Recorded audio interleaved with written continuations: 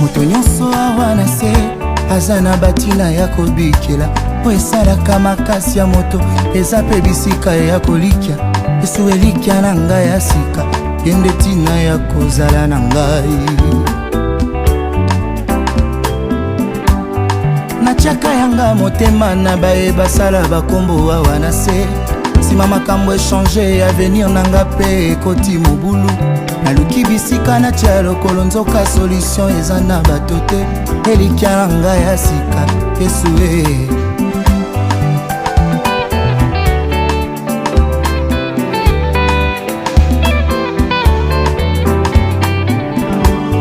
na langu ebolingo ya keketo nayoki bajetema ndenge nyonso nsima ya mwa mikolo deception ya moto toujours au rendez-vous nalongoli elikya na bato balapaka ndai basalela mosapi elikya na ngai ya sika esue nandima maloba monganga lobata na poto bokono ekosila te binganga bayekoli nzoto kasi mokolo nzoto mopesi na pema elikya na monganga te epe azwaka pema epai ya nkolo nalikya lisusu na nzambe kende lisungi esilaka te lisungi Yama epasi ebungisa bango elikya Yango mona kokokisa bayade akana nzambe elikya na ngai ya sika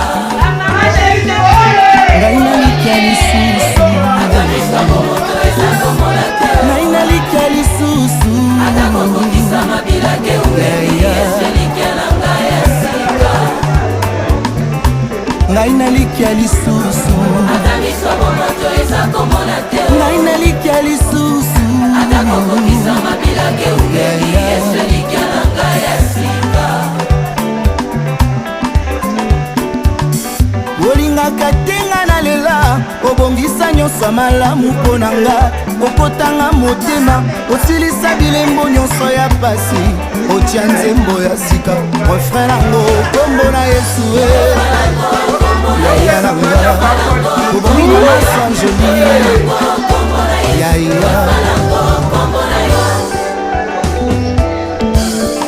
elaka na nzambe ekatisa bikeke kino elata nzoto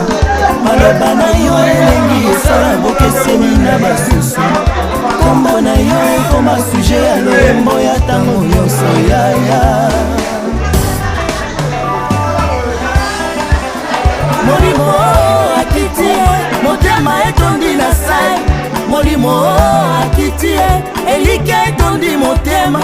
ntango asimbaka ngai nayokaka posa se moko akoyembela yesu